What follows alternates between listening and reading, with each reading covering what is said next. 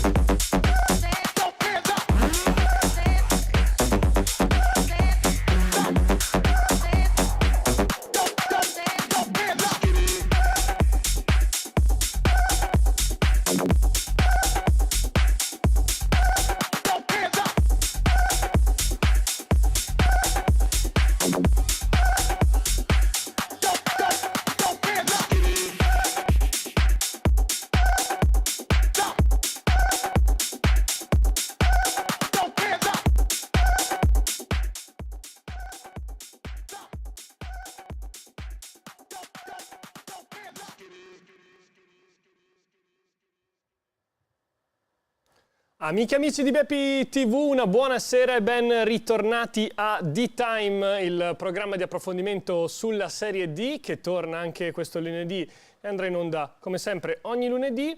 Oggi torniamo a parlare del girone A, un girone che abbiamo affrontato un po' meno. Per aiutarmi come sempre ci sono i miei compagni di squadra, con me Manuel Pascali, una buonasera al caro Pasca. Ciao ragazzi, ciao, buonasera a tutti. Ciao, preparato sul girone A? Oggi abbiamo diversi temi Studiato da come toccare. sempre. Bravo. Ho passato il liceo a prepararmi poco, quindi adesso so cosa si deve fare. È sempre preparato anche Giovanni Capobianco che acquisisce informazioni sul campo, osservando le partite ad ogni latitudine e longitudine. Ciao Giovanni. E poi quando c'è Emanuele ci divertiamo tutti di più. Ovviamente abbiamo fatto tutti i compiti a casa e siamo pronti. Per forza, se no mi giustificherei come una volta. Vediamo invece chi c'è a scoprire se abbiamo fatto i compiti. Innanzitutto il direttore sportivo della Sanremese Marcello Panuccio. Ciao, buonasera Marcello. Buonasera. Buonasera. Sempre dal girone A il centrocampista dell'Alzone Antonio Palma, protagonista anche dell'ultima giornata stravinta dalla sua squadra. Ciao Antonio, buonasera. Grazie per l'invito. Grazie a te per essere con noi questa sera, come ringraziamo anche Marco Molluso, allenatore della Vogherese, che torna a farci compagnia qui a D-Time. Buonasera a tutti. Ciao Marco, buonasera anche a te. Allora ragazzi, eccoci qua tutti, parliamo di questo girone A e partiamo dalla notizia di giornata, ovvero il cambio di allenatore in casa Borgosesia, comunicato della società di oggi, interrotto il rapporto con Simone Moretti e nelle prossime ore dovrebbe arrivare l'annuncio di un successore. È stata decisiva la sconfitta per 2-0 contro il Ligorna. Andiamo a vedere anche tutti gli altri risultati però di questa 24esima giornata e poi ne parliamo chiaramente insieme.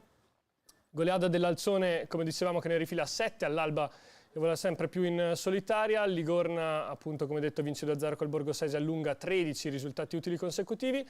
Sanremese del direttore invece perde 0-1 in casa contro il Braga, rimane attaccato alla zona playoff. Pinerolo e Vogherese pareggiano 1-1.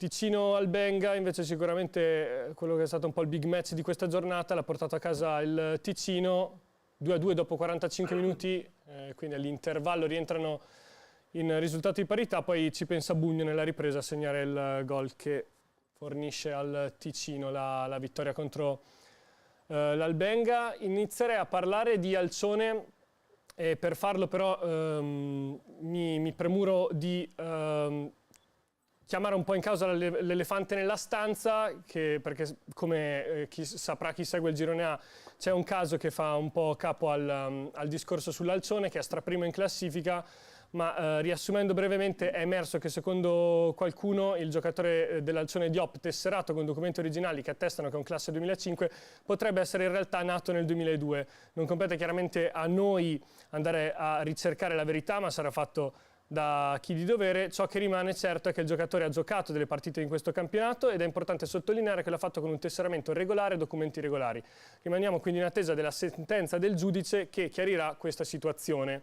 E qui iniziamo e chiudiamo contemporaneamente il discorso, che è molto delicato, che riguarda appunto l'Alzone, per quanto riguarda la parte extracampo. Per quanto riguarda il campo invece, Antonio, vengo da te, la squadra continua a volare. Siete a più 10, anche ieri 7 gol fatti, quindi volevo chiederti, al di là di tutto, c'è tanto entusiasmo in casa vostra? Non vi fermate davanti a queste cose? Come state vivendo questo momento di campionato in cui volate? Beh, sicuramente c'è tanto entusiasmo. Il risultato di domenica, di sabato, è stato molto importante perché abbiamo comunque allungato sulla seconda in classifica. E sì, ovviamente siamo contenti, ma sappiamo che a gennaio non si vincono i campionati, quindi dobbiamo continuare a lavorare, a fare punti e sperare che anche questa parentesi extracalcistica ci sia favorevole, ecco. Al di là di questa parentesi, Manuel, secondo te c'è qualcuno che può fermare questo Alzone sul campo, vista la squadra che sono riusciti a costruire e visto anche i risultati che stanno ottenendo? Cioè, qual è lo spauracchio per l'Alzone, secondo Antonio te? può fare tutti gli scongiuri del caso, però io conosco molto bene un suo nuovo compagno che si è aggiunto a una già squadra forte, che è Karim Laribi, e una delle prime cose che mi ha detto appena arrivato a allenarsi lì con loro, mi ha detto Manu, questi vanno a 2000, sono proprio forti, cioè, mi ha detto così. E lui era stato anche ad allenarsi con altre squadre nel frattempo. E mi ha detto proprio hanno un'intensità pazzesca e secondo me possiamo veramente fare grandi cose. Tra l'altro lui ha fatto anche gol. Se uno vince, già vincere è complicato, ma vincere addirittura 7-1, poi dopo neanche tantissime partite avere un vantaggio del genere è una realtà forte, è una realtà che sta dominando il girone, ma non è una novità e soprattutto è frutto di una grandissima programmazione che va avanti con un progetto triennale, perché mi ricordo che il mio ex allenatore Ciceri, quando lasciò il Fanfulla per venire a San Giuliano, noi lo seguimmo, lui ebbe anche un colloquio con i ragazzi col presidente dell'Alcione e ne rimase veramente colpitissimo, perché quando sentimmo mi disse guarda Manuel, società pazzesca, mi hanno detto che in 3 anni vogliono salire, quest'anno vogliono fare le cose tranquillamente perché erano appena saliti in tranquillità e devo essere sincero, siamo qui a parlare dopo l'annata straordinaria dell'anno scorso di una realtà che ormai è una certezza della categoria e che poi vedremo dove arriverà, però sta facendo cose incredibili.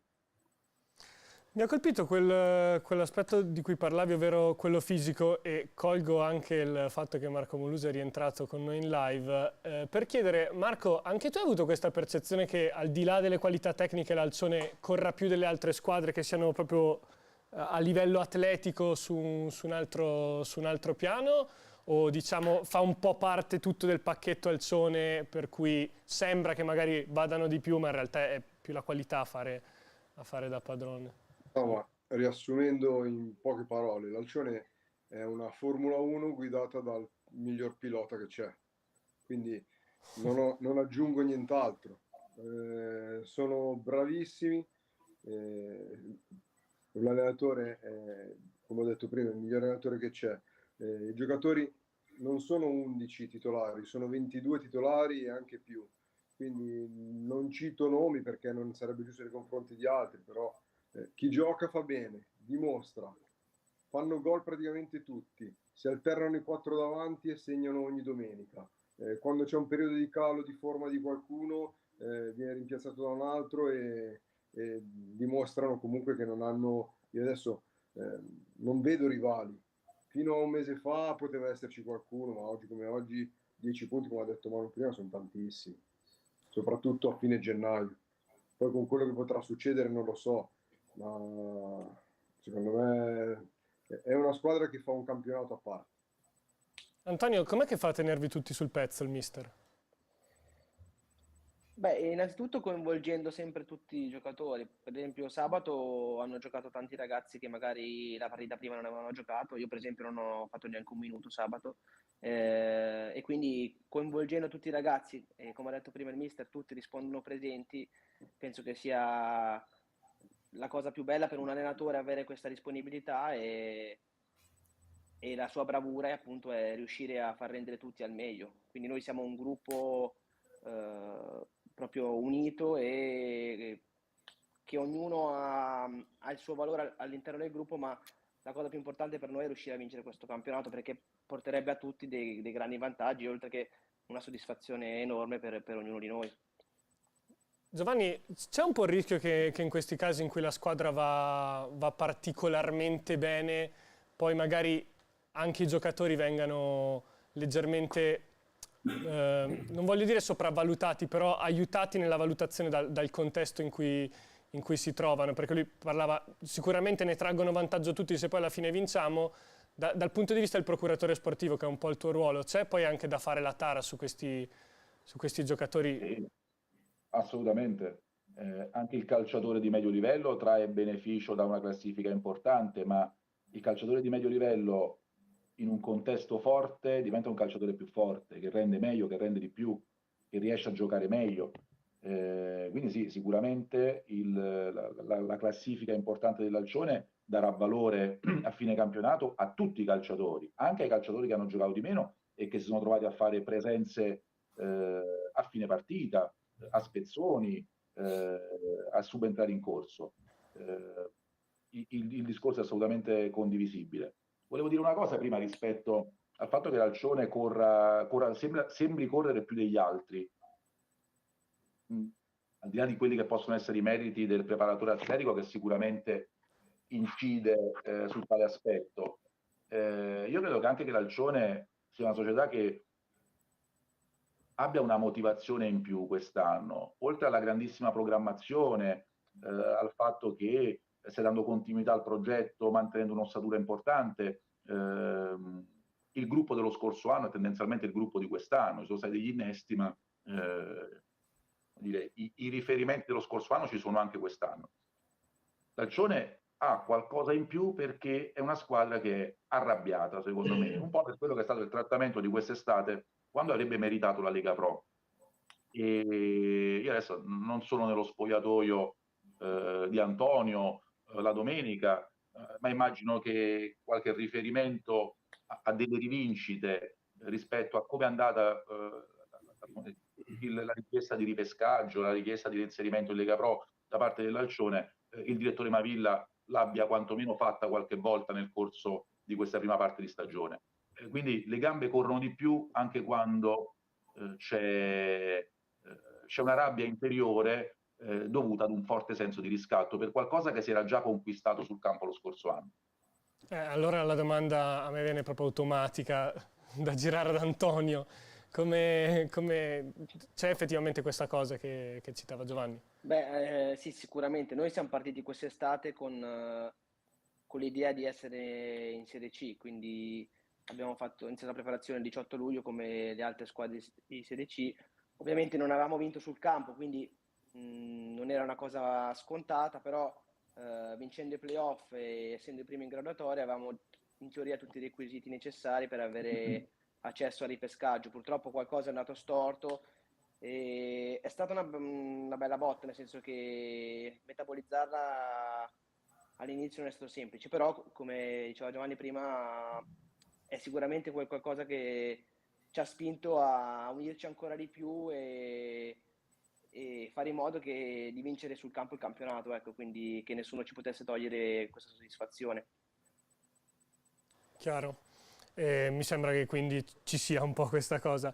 La classifica poi lo rispecchia, ma prima di parlare, di passare alla classifica che guarderemo fra un attimo, volevo parlare di Sanremese con Marcello, visto che appunto la squadra dopo 2 vittorie ha subito una battuta d'arresto, il girone di ritorno 3 vittorie e 2 sconfitte, che vanno un po' a seguire una fase decisamente negativa di campionato che vi aveva visto addirittura non trovare la vittoria per 12 partite consecutive. Che stagione è questa della Sanremese in questa fase, ma anche che stagione è stata, visto che abbiamo modo solamente di sentirci ora, Marcello? Allora, in questa fase, al netto della pelle di domenica, che sicuramente è sfortunata per il risultato, è una fase non negativa, nel senso che dal momento in cui abbiamo operato un po' di cambiamenti sulla rosa e non solo, dopo un momento sicuramente di assestamento che abbiamo dovuto trovare, devo dire che se vado da un punto di vista meramente numerico, che poi sono le cose positive a quale attaccarsi, noi adesso abbiamo 4 vittorie in 6 partite, abbiamo subito 4 gol in 10 partite, quindi comunque dal punto di vista numerico il cambiamento sicuramente c'è stato che auspicavamo. Chiaro che quando hai un inizio di stagione o comunque una buona parte di stagione in difficoltà, la rincorsa poi è difficile, quando caschi sempre peggio di quello che sembra. È un anno dove noi sapevamo benissimo di essere ripartiti, quindi di ricostruzione da un punto di vista proprio sia della rosa e non solo.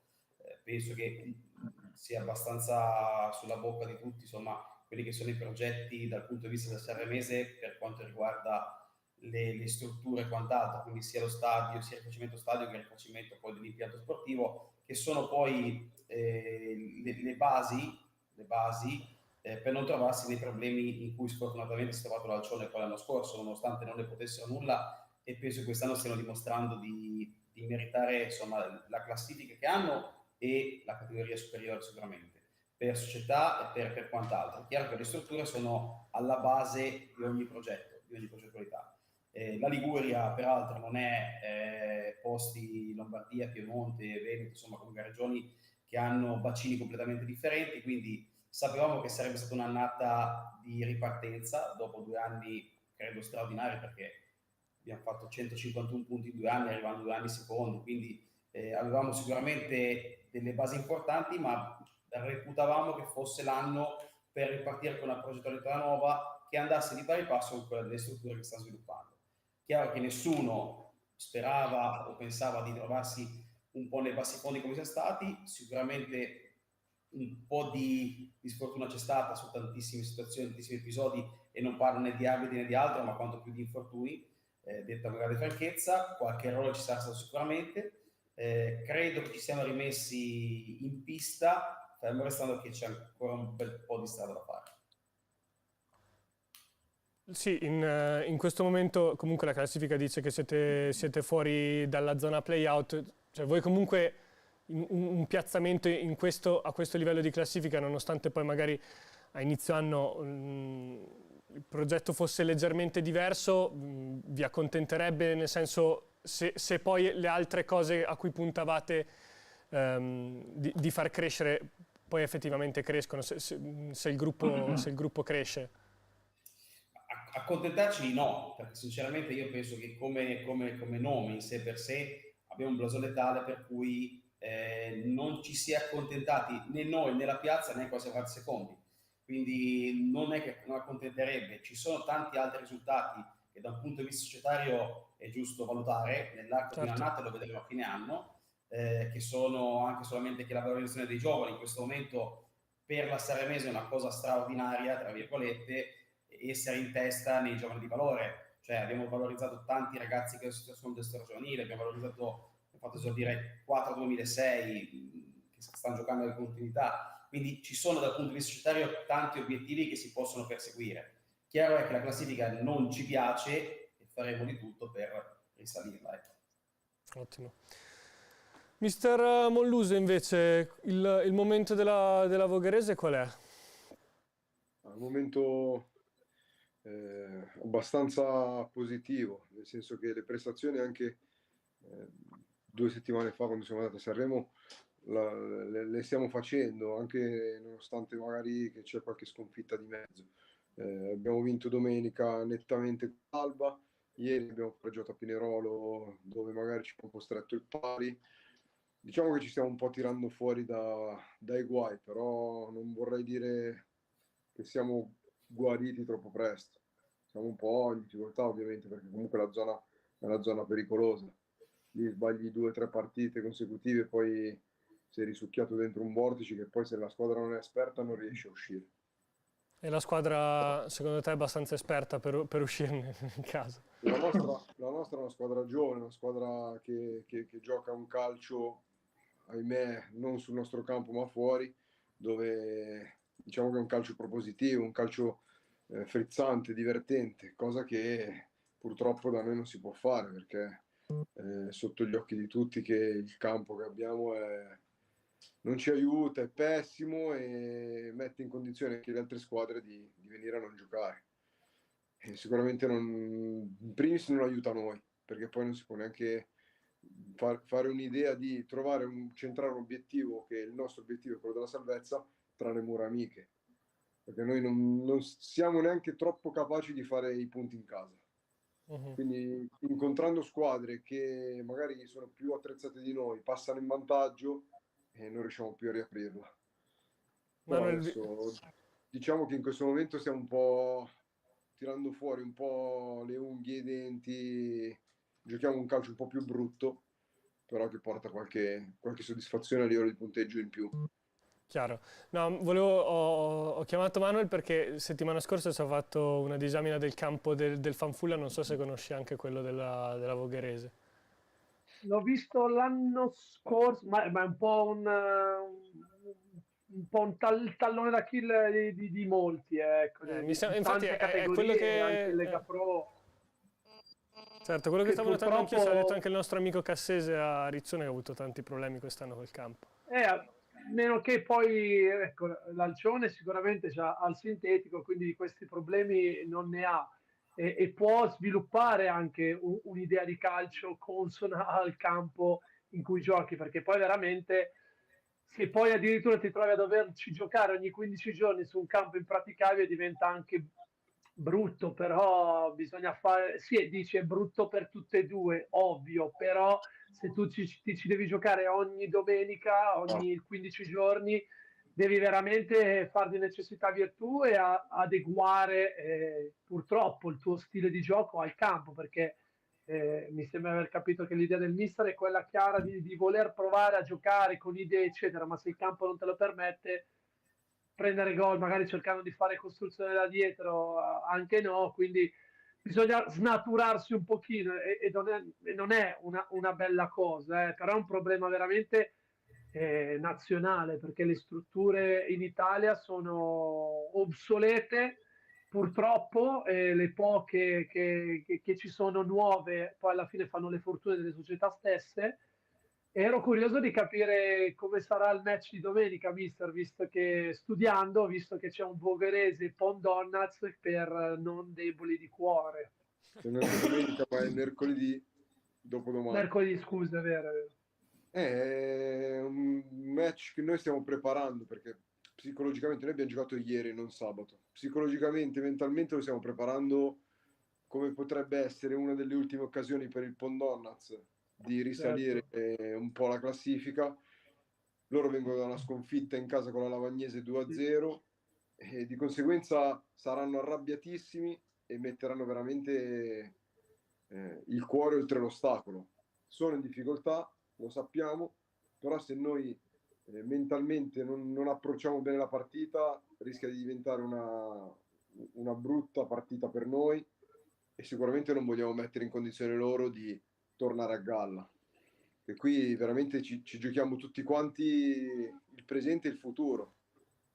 Quindi stiamo preparando un po' la partita sul discorso, dato che sul campo non si può preparare, la dobbiamo preparare veramente una partita completamente a livello atletico e fisico, dobbiamo essere proprio prestanti al 100%, anzi al 200%.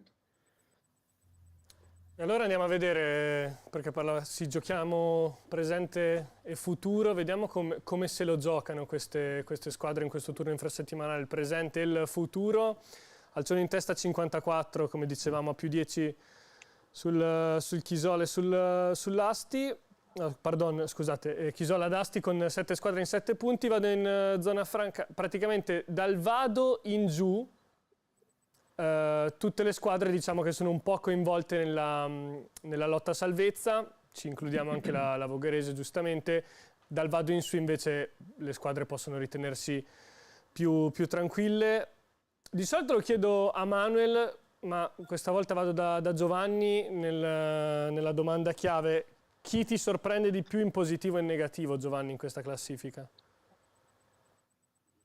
In negativo sicuramente mi dispiace per l'amico Panuccio, la Sanremese, nel senso che è una società e una squadra che non c'entra niente con quella classifica, ma sono anche convinto del fatto che a fine campionato avrà una classifica totalmente diversa. I problemi sono stati tanti, come diceva il direttore nel corso della prima parte di campionato, e può succedere di sbagliare qualche calciatore o anche di non sbagliarlo, ma che la chimica di squadra poi non ti porti a fare i punti che meriteresti. Ho avuto modo di seguire la Sanremese parecchie volte quest'anno e effettivamente tanti infortuni, qualche problema che poi porta la squadra a crollare psicologicamente, ma il direttore è stato bravissimo ad intervenire in maniera tempestiva e a fare anche una mini rivoluzione poi nel mercato di dicembre. Quindi, ma ripeto, la Sanremese è soltanto per classifica. Non so se il direttore vuole fare due parole vuole commentare le parole di Giovanni, se si trova in linea, diciamo. L'ho detto parzialmente io, ma ha pienamente ragione. Poi siamo confrontati anche durante la finestra di mercato, quindi sa benissimo come si è operato e perché. Poi chiaramente si vedrà se i risultati saranno dalla nostra. Non per forza i giocatori che sono andati via debbono essere tacciati di essere meno bravi di quelli che sono arrivati, semplicemente non hanno funzionato, ma non è colpa del giocatore, della società, dell'allenatore, dello staff, insomma, di un po' di sfortuna, come si è detto. Ripeto, si cerca di operare poi nel mercato di dicembre, che è molto difficile, nel migliore dei modi, con le possibilità che si hanno e partendo dal presupposto di aver individuato le problematiche. Poi non sempre ci si riesce, però insomma penso che abbia detto bene Giovanni, quindi mi ci ritrovo nel fatto di dire in questo momento se c'è una delusione dal punto di vista di classifica siamo noi, è giusto dirselo, ci mancherebbe. Pascal, la faccio scegliere a te la sorpresa in positivo. Oddio, la sorpresa guardandola da neopromossa potrebbe essere il Ticino, però poi se vai a vedere i giocatori, sorpresa non è assolutamente. Pari del Ligorna stesso, dopo il campionato dell'anno scorso, anche quest'anno ha aggiunto qualcosina, è in striscia utile da 13 partite. E mercoledì andrà a fare visita a Totò, quindi alla capolista, quindi sarà un bello scontro al vertice contro una squadra in salute, contro quella che sta dominando il campionato. Chisola è un'altra piazza che sta facendo molto bene, ma che è un'altra squadra forte, e quindi non ti saprei dire, non hai detto non è una qualcuno. sorpresa. No, l'Alcione non direi che Non Ma secondo te ti aspettavi che il Ticino potesse essere un po', sicuramente in alto in classifica, ma un po' più competitivo per giocarsi il campionato? Cioè potrebbe essere un po' la delusione, che poi non si, cioè, tra virgolette, tra mille virgolette, perché poi è secondo, terzo in classifica, adesso non ricordo bene la Sì, no, è terzo classifica, in classifica. Terzo. ma me lo aspettavo sicuramente, mi aspettavo Un che po' più potesse vicino. giocarsi realmente il campionato. Sì, sì, perché comunque adesso è intervenuto sul mercato anche loro, hanno preso Cominetti, hanno preso Parravicini, cioè comunque hanno fatto investimenti importanti per dar noia all'Alcione, che al momento sembra un po' troppo lontano, però tante cose possono cambiare, non si sa mai, però veramente È dovrebbe l'Alcione che è esserci. ingiocabile, secondo te?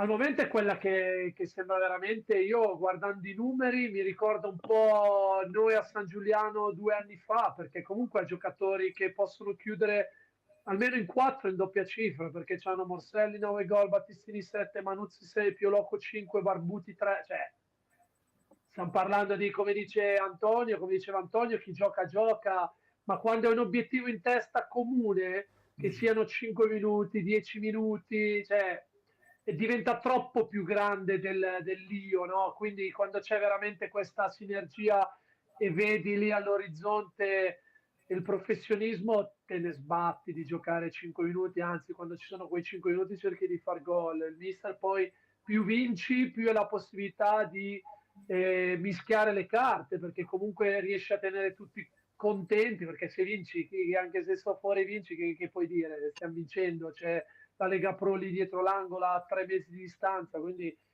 io ad oggi la vedo bella lanciata, poi tutto può succedere, però vedremo. Antonio, ti ritrovi Già nelle mercoledì c'è una bella parole di partita. Manuel che ti vedo annuire. Sì, beh, ovviamente sono assolutamente d'accordo. Il professionismo è un po' la cosa che vi fa scattare la molla, al di là del vincere il campionato, che poi a qualsiasi altezza, in qualsiasi categoria poi è importante, ma a voi questo step da dilettantismo a professionismo, è qualcosa che vi fa scattare quella molla in più? Beh, certamente, poi ognuno di noi ha i propri obiettivi e i propri sogni. Per esempio, io è il secondo anno che sono in Serie D e ovviamente vorrei ritornare ai professionisti. C'è chi non è mai stato nei professionisti che vuole almeno fare una partita per vedere com'è il livello. C'è chi, ognuno di noi ha il proprio obiettivo e messo a servizio dei compagni, come dicevamo prima, diventa un obiettivo talmente grande che puoi giocare, non giocare, bisogna vincere. O si può anche uscire una partita, cioè un titolare può anche tranquillamente Certo. uscire per riposare, per tirare un po' le redini, per recuperare un po' di energie, sapendo che ci sono sostituti importanti e di pari livello. Assolutamente, sì. Questo comunque le squadre forti hanno sempre più concorrenza, questo nei professionisti sarà ancora di più così. Quindi la squadra è stata costruita in questo modo. E prima dicevamo degli allenamenti, ovviamente chi non gioca riesce a tenere sempre alto il livello dell'allenamento e questo fa in modo che tutti stiano sul pezzo, che l'intensità sia alta e questo è secondo me il valore più importante della nostra squadra, ecco. Al di là della bravura tecnica dei calciatori, della bravura del mister, del direttore, delle strutture, eccetera. Però secondo me l'alchimia che si è venuta a creare in questi 2 anni fa in modo che anche nei periodi difficili che sono trascorsi siamo riusciti comunque a stare uniti e andare avanti e a ottenere questo vantaggio che il nostro obiettivo è quello di incrementarlo, ovviamente. Sappiamo che ogni domenica può essere difficile, soprattutto quando giochiamo fuori casa, perché noi a Voghera abbiamo perso, per esempio, quindi i campi più brutti, diciamo, noi sicuramente non ci favoriscono. Abbiamo comunque ottenuto delle belle vittorie, magari contro la Fezzanese su un campo di fango, oppure a Bra in un campo brutto. Quindi siamo riusciti a fare questo switch quest'anno che magari l'anno scorso non siamo riusciti a fare, ecco. Andiamo a vedere dove e come si giocherà il prossimo turno infrasettimanale. Sì, ma non ho la grafica. Non abbiamo la grafica, vabbè, lo riassumiamo noi velocemente. Dicevamo, l'Alcione affronta il Ligorna, con cui ha vinto 2-0 all'andata. Vogherese Pondonnà, e ne abbiamo già parlato di quanto mister Molluso stia provando a far capire che questa è l'ultima spiaggia per il Pondonnà ai suoi giocatori anche per tenerli in guardia. Lavagnese Sanremese invece, la partita che affronterà la squadra del direttore, cosa vi aspettate? Una partita difficile come tutte, banale a dirsi, ma è così. La Viese è una squadra che gioca un buon calcio, secondo me, cioè, per essere una squadra delle retrorie ha una buona proposta. Sul proprio campo non è semplicissimo, perché già differentemente dal comunale dove giochiamo noi ci sono delle distanze completamente diverse. Si sono molto rinforzati secondo me nel mercato di dicembre, perché hanno preso dei ragazzi importanti, c'è Ricola davanti, Ghigliotti, insomma si sono rinforzati, quindi penso che sia una partita difficile come tutte, perché come si dimostra, si è vinto, perso. Noi abbiamo vinto con chi è secondo in classifica 2 volte su 2, perso con squadre meno attrezzate sulla carta quantomeno, quindi sarà una partita difficile, ma lo sappiamo, ci stiamo preparando per quello. Allora direi che possiamo ringraziare i nostri ospiti, grazie a Marco Molluso, Antonio Palma e Marcello Panuccio. Grazie a voi. Grazie per essere stati con noi. Alla prossima. Noi Ciao invece... Antonio. Ciao, buona serata, grazie. Ciao, bocca al lupo. Ciao direttore. Ciao. Ciao Giovanni, ciao. Ciao. Ciao Manu. Rimaniamo noi tre, ma ovviamente non rimaniamo solo noi tre. Voi sapete che questa è un po' l'ora di parlare di Riccione, Non si ferma più. parlare del Non si girone ferma F. più. Non si ferma più, no. Hai ragione proprio tu. Sì, adesso aspettiamo aspettiamo. Ragazzi, il presidente è campano, non dite queste cose, se no non viene più in trasmissione. Però intanto viene e gli sta andando bene, quindi ci torna volentieri. Infatti. Io immagino i gesti apotropaici, termine che ho imparato al liceo classico per dire scaramantico, del presidente dietro le quinte. Adesso Avrà tutto a casa lì, tra cornini, sale, tutto. Tra l'altro l'ha portato a casa al 50esimo, vinto, il 50esimo del secondo tempo. Sì, esatto, 95esimo. No, sai cosa? Mentre aspettiamo il direttore, io mentre sentivo che parlavano gli altri comunque dell'Alcione e tutte queste cose qui, no? Una domanda per Pasca e Giovanni, che si dice sempre, no, che sai, l'ambiente poi ti porta anche al risultato, come diceva Antonio, sono tutti, è più importante il risultato dell'io, è più importante quello anche se giochi 5 minuti fa niente, ma questa cosa arriva quando sei veramente vicino al traguardo oppure arriva prima e di conseguenza ti avvicini al traguardo, no? Capito quello che intendo? Sì, allora, secondo me i risultati in queste robe qui, diciamo che aumentano la velocità del processo, perché quando chi sta fuori, è capitato anche negli anni in cui si vince, no? Stai fuori, però vinci, comunque, ragazzi, stiamo vincendo, si va avanti. Poi, pian piano, ti accorgi, loro sono partiti che avevano comunque una squadra forte.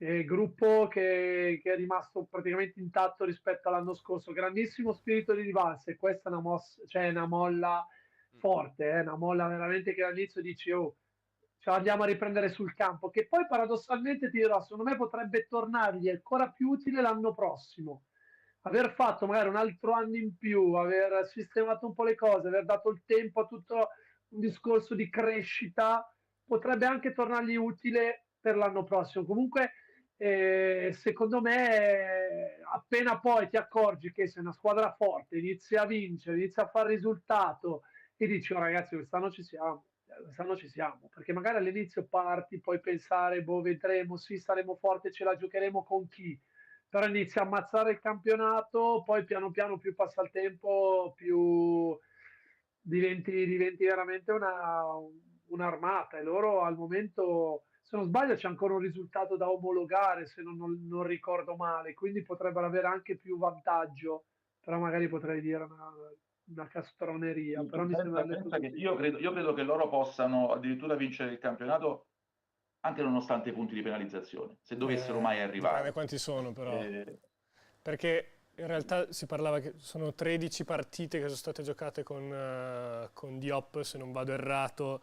Se venissero contate tutte avranno vinto almeno 7-8 sicuramente su 13, sicuro, anche di più probabilmente, e allora lì i punti sarebbero secondo me dopo 25, 30. ma però dopo un po' la porcata che è successa all'inizio, non lo so, cosa, però... Sì, è vero anche che 30 punti sarebbero tantissimi, cioè sarebbe una sentenza come se avessi fatto... È arrivato Eccolo, il ce l'abbiamo, ce l'abbiamo. presidente. Come... Vedremo, dai. Eccolo qua. Ci aiuta anche a tirarci fuori dalle peste anche la di... buona fede. Sì, no, avevano fatto lo sconto l'anno scorso al Fanfullo, 2 anni fa era successa una cosa del genere con un giocatore squalificato dal Parma. Buonasera, Press. Press, Ciao, buonasera. come state? Scusate, mi sto litigando col telefono. Bene, Tutto a ma non posto? quanto lei.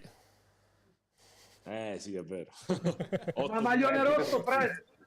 Il maglione rosso ce l'aveva già su o l'ha messo quando sentiva che le cose, cioè quando abbiamo detto le cose stanno andando bene, l'ha cambiato? No, mi piacciono i colori vivaci, mi piacciono i colori vivaci. Che portano Ma bene. Però te l'ho detto, Manuel, buonasera comunque innanzitutto. Sì, Buonasera. Te lo dissi, ti ricordi, te lo dissi, no? Che ero fiducioso estremamente. Al I festeggiamenti 50esimo. del compleanno sono andati bene? Bravo, benissimo. Immagino. Stanno ancora Ma continuando. poi al 95esimo gol del capitano, pure. rientro dall'infortunio, bellissimo, cavolo. No, Guarda, diciamo che in queste... non ho visto le immagini. No, calcio piazzato sulla destra, tre ok. quarti, tirato da Caponi, molto bene, perché poi c'è un bel piede Andrea. Sicu di collopiede la prende a volo, bella, sotto la traversa, molto bello, bel gol veramente. Poi scontro diretto. ma Press, possiamo dire un po' che poi sono queste domeniche qua che ti fanno capire perché fai calcio, insomma, perché, Sì, sono le domeniche divento padre una perché vita, spendi tutte quelle ore, tutti quei soldi, perché anche nel tuo caso dietro. Non è facile, poi sai, in quegli ambienti poi come Sora, comunque sono squadre attente, abituate a soffrire, sono campi comunque particolari, pieni di tifosi, non è facile poi andare a mantenere e poi segnare al 95esimo, comunque dimostra gruppo e carattere, no? E poi eravate ancora sotto, Press. Sì. Mi senti? Sì, sentiamo Press. Sì, ho detto per l'ennesima volta sotto siamo andati, però... No, però poi l'avete ribaltato È più Press. bello, lo so, Giova, però prendiamo gol come una squadra di play-out e facciamo gol come una squadra da promozione. Ci vuole un po' di equilibrio. Vabbè, piuttosto che annoiarsi, Press, meglio che la squadra segni e conceda anche un gol in più. Vedete il sesto attacco del campionato, in effetti è... Sì. Però la quarta peggior difesa. Quarta peggior difesa. Vabbè. Io te l'avevo detto il difensore da prendere qual era. Lo so. Costava troppo. Ma io mi sono fatto ingannare a giugno, te lo spiegare perché a luglio, per un discorso di mister, purtroppo. Di idee e vedute, vabbè, però ormai tornare indietro è inutile, quindi. Vabbè, però comunque in questo momento la classifica dice che tutto va bene. Giocate anche voi l'infrasettimanale? Dice che tutto va bene se vinciamo anche domenica, sicuramente. Fossombrone. Sì, no, infrasettimana no, abbiamo domenica. Domenica direttamente. Andiamo in sosta, per la sosta forse organizziamo un amichevole allo stadio, perché poi abbiamo un trittico importante, perché abbiamo Avezzano fuori casa, abbiamo San Benedetto in casa e poi se non sbaglio andiamo a Vasto Girardi. Sì, quindi meglio fare i punti adesso, diciamo. Dai, direi, no? Anche perché è vero, ti vai a giocare l'Avezzano, però poi l'Avezzano sarà lì sotto, deve vincere per forza, quindi magari ti capitano quelle situazioni che magari, sai, non è sempre facile poi per la squadra avversaria che deve vincere a tutti i costi vincerla. Quindi magari perciò è meglio fare i punti ora, così l'affronti un po' più serenamente. Io Press... Chi lo vince secondo te il campionato? Chi lo vince secondo te il campionato? La San Benedettese. Per me da sempre. Ma sai cos'è? Qualora non vince il campionato della San Benedettese, il fallimento della San Benedettese, perché è una piazza troppo importante, troppo politica, troppo blasonata per non poter vincere un campionato. Cioè, così la vedo io, poi mi sbaglierò. Certo, No, ma a costo di farmi prendere a parole, dopo 2 vittorie giustamente potrebbe tranquillamente, ma -8 dalla zona playoff comunque, cioè, ci si pensa. Onestamente penso a prendere il Fossombrone domenica vincendo e mantenendomi vicino a lui. Poi domenica Avezzano ti dico. Questo era un po' il nostro ruolo dei giornalisti, noi cerchiamo sempre... Lo so, ma non te lo dico tanto dico perché lo penso veramente. Non, Sì. non No, possiamo vabbè, 4 mesi fa, scusami, 4 partite fa, fare i drammatici, stiamo morendo, stiamo fallendo, stiamo facendo, e poi ora siamo i più belli, siamo i più forti. È vero, Non è così. No, Non infatti la mia era era una né verità provocazione. all'epoca né verità oggi. La mia era Anche una perché provocazione. Emanuele lo sa, ci sono anche dei momenti, è ciclico il calcio. Sì. Cioè, ora gli episodi ci stanno anche a favore, perché magari Maio fa una sovrapposizione col terzino, viene buttato giù, punizione sulla 3/4, magari Maio non fa quello scatto in più, o magari il pallone anziché di fare lo scatto là va un'altra parte, cioè è sempre rotonda la palla, no? Quindi è così. Quindi gli episodi sono anche un po' a favore nostro, finalmente, direi. Beh, poi tornate... Sì, una classica compensazione che poi toglie e dà, ma bene o male si esce sempre pari da queste cose. Quindi se non hai avuto in passato, ci sta anche il momento in Però ti cui dico la che a suerte... Sora non sarà facile vincere per nessuno. È una squadra secondo me costruita anche bene, con bei giovani, forti, strutturati. Squadra molto strutturata fisicamente. E non sarà facile per gli altri vincere a Sora, secondo me. Press, tornate in casa dopo il nuovo esordio di settimana Sì. scorsa, cosa ti aspetti? Io domenica voglio vincere 1-0 al 97esimo. Un calcio di rigore Dubbio. anche giudicato dubbio. Contestazione tipo quello di ieri contro di me e contro la dirigenza, contro tutti. Io che esco, che si incazzano tutti con me e vinco, me ne fotte niente. Anzi, forse così è anche più bello, dai. Sì. Vincere solo grazie al fattore campo. Sì, è bravo. È il presidente che tutti vorrebbero avere. Appassionato, autoironico, con ambizioni alte, ma che poi riesce a ridimensionarsi quando le cose non vanno, e con grossa intelligenza porta le cose a proprio favore, nel senso che il discorso dello stadio, Sì. hai motivato la squadra, fai sempre dei ragionamenti giusti in cui evidenzi responsabilità ma non dai colpe, e questa è una cosa importante. Ma io odio dare colpe, anzi piuttosto le do a me stesso, però le tolgo all'anello debole che sono i ragazzi, no? Perché che tu li sfasci e li uccidi, che ottieni? Cosa ottieni? Per un senso tuo di voracità e di sovranità che vuoi comandare. Ok, poi? Sì, anche un po' farsi del male da soli, visto che comunque i calciatori... Ma dipende che gruppo c'hai di fronte. Se c'è per esempio 10 Pascali, c'hai 10, che ne so, Germinale o altra gente che ha navigato la Serie C, ha vinto campionati, tu puoi prendere anche la mazza e dici raga vi appendo a muro e vi ammazza 1-1 se non vincete oggi. Quelli magari ti dicono pure prezzo, esci fuori perché oggi vinciamo e ti mandiamo pure a fanculo, ma va bene, ci sta, ma è un gruppo diverso. Cioè oggi la generazione è tosta, è difficile da comprendere. Siamo una generazione di depressi, quindi devi stare sempre attento alle parole che usi, sì. Bravo. Ma invece vedo che è ancora infortunato il vostro miglior Napoletano. No, Ferrara? No, non è infortunato Ciro, non è infortunato. Ciro sta pagando un po' il cambio modulo, perché abbiamo preso troppi gol nelle ultime partite, abbiamo fatto un 3-5-2 un po' più, diciamo, che poi diventa anche un 5-3-2, un 5-3-1-1, diventa un po' più equilibrato nelle zone del campo. Ferrara è un ragazzo che gioca prettamente a sinistra a piedi invertiti largo. In un 3-5-2 è un po' difficile collocarlo in questo momento. È solo una questione di scelta tattica, perché sull'uomo e sul calciatore non si discute. Forse è uno dei maggiori giocatori della Serie D, no? Come gol, ogni anno fa sempre in doppia cifra. Certo. Però, e tu purtroppo, comunque da buon presidente non fai pressioni perché giochi? No. Guarda, io con Ciro c'ho un grandissimo legame, grande, veramente grande, però non mi permetterei mai di andare contro il mio mister. Le scelte sono sue, il giorno che lo farò devo mandarlo via, perché il mister è responsabile di una squadra. Io posso chiedere, informarmi, parlare, confrontarmi, ma non decidere, perché se mi metto a decidere sul suo reparto, il suo campo, significa che non posso fare calcio, posso fare niente. E io volevo chiedere a voi proprio, Manuel, Giovanni, ma anche al Presto. Ci sono tanti presidenti a livello di Serie D che cercano di interferire con il campo? È una domanda retorica? No, parzialmente, sì. Quanti sono quelli che non lo fanno? Facciamo prima. Specialmente quando prendono i soldi dalle famiglie per far giocare i giocatori.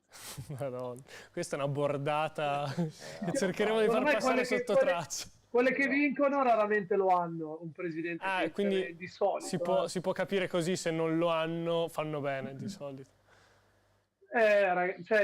Bisogna essere intelligenti secondo me in certe cose, anche perché le dinamiche, bisogna avere fiducia innanzitutto nei ruoli, perché se tu scegli un allenatore ti devi fidare del lavoro dell'allenatore, che vedi i giocatori tutti i giorni, eccetera, eccetera. Anzi, secondo me si creano solo dinamiche sbagliate che vanno soltanto a creare casino, e soprattutto agli occhi dei giocatori stessi, perché avere magari in panchina, avere la percezione che un mister faccia delle scelte dettate da altro, ragazzi, rovina solo e soltanto che un gruppo, andando oltre la dinamica di cui parlava il presidente, che purtroppo in un calcio che è in crisi economica colossale, purtroppo in queste categorie ce ne sono tanti, perché sono i classici sponsor che aiutano tante società a sopravvivere, ed è una roba brutta che va contro poi i ragazzi stessi, che poi nel giro di poco tolgono spazio ad altri, nel giro di poco smettono di giocare. Sì. Però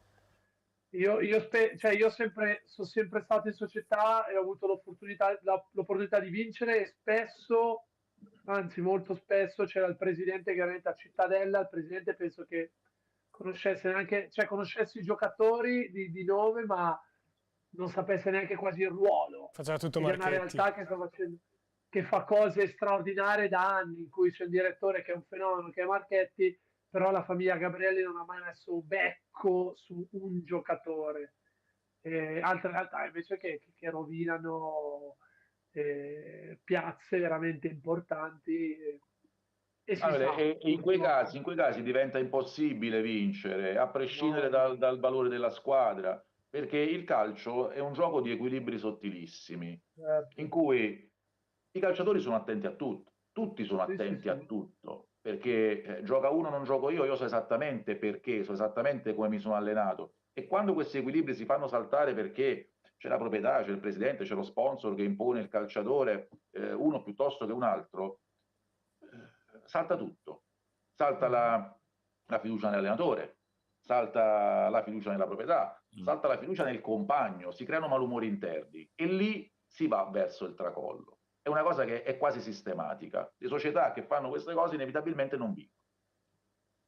Sì, sono cose che si rincorrono, poi sono reazioni un po' a catena, perché l'allenatore poi è costretto a mettere quell'altro in panchina, quello in panchina chiede perché non gioca, quello che non gioca risponde all'altro, l'allenatore spiega che è. E quindi un po' queste cose si rincorrono. Si rincorrono anche le puntate di D-Time, e direi che questa possiamo chiuderla e pensare già alla prossima, come fanno le squadre importanti, vincono e poi pensano già alla settimana dopo. Penso che torneremo a parlare di come Sinner domenica, sei andato sotto e l'hai ribaltata. Hai visto? Alla fine, l'ultimo set. Veramente, veramente bella. Vista tutta, gran partita, grande momento di sport.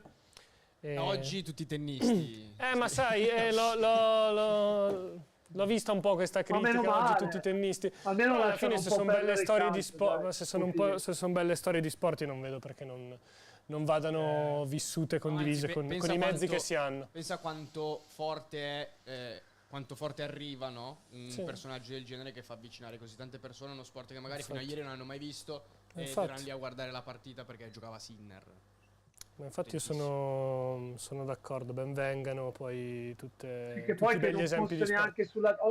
Che non fosse neanche sulla TV pubblica è assurdo, cioè, per me, perché comunque ragazzi, è un evento clamoroso che avrebbe voluto contare 20 milioni di collegati, invece uno si è dovuto appuppare tutte quelle robe, eccetera, che magari aveva già, però secondo me era una roba troppo figa da vederla tutti assieme, cioè proprio come il mondiali, come sta roba qua. Come Pascali che giocava in Scozia e non lo facevano vedere, dici te. Lui è un personaggio, a me, che cioè, mi ispira proprio lo sport. Cioè lo sport, spero non lo rovino mai. L'umiltà. Mamma mia, uno spettacolo, cioè proprio lo vedi che dà proprio speranza nel futuro, però lo sport è bello per quello, cioè, perché al di là che uno possa vincere o meno, questo che racconta che, vabbè, ok, adesso lo sci c'è da 13 anni, è andata via di casa, cioè questo fa lo sport, poi i risultati, sarà quel che sarà, adesso noi dobbiamo imparare proprio a vivere lo sport come palestra di vita, quindi che si debba fare sacrifici per lottare poi i risultati sarà quel che sarà, però lui lo vedi e ti dà proprio l'idea di essere un ragazzo a posto e spero veramente che nessuno gli rompi le palle, perché noi siamo maestri in questo. E direi che dopo questa morale, abbiamo anche la morale della puntata. La morale della buonanotte di Pascali. Devo mettermi col ditino così. Sì, l'unica cosa che mi è mancata è la metafora del presidente, però vabbè, non vengono a comando, l'aspettavo. Alla prossima torneremo. Forse ma troppe vittorie tolgono creatività. Si è montato la testa. Non lo so, non è più il presidente di una volta. Chiaramente scherzo. Bisogna chiamare Bepi e cambiare il conduttore, presto. Bravo. Ma domenica chi se non lo vediamo col Fossombrone? Se non lo vediamo più lunedì prossimo sappiamo il perché. Bravo. Il Fossombrone con la pancia piena 3-0, visto che ha vinto col Monterotondo, speriamo. Sì. Beccherò pure il mio amico Germinale. È lì? Sì, è lì Domenico. Lì. Grande Bimbo, che forte, anche lui bravissimo ragazzi. Sì.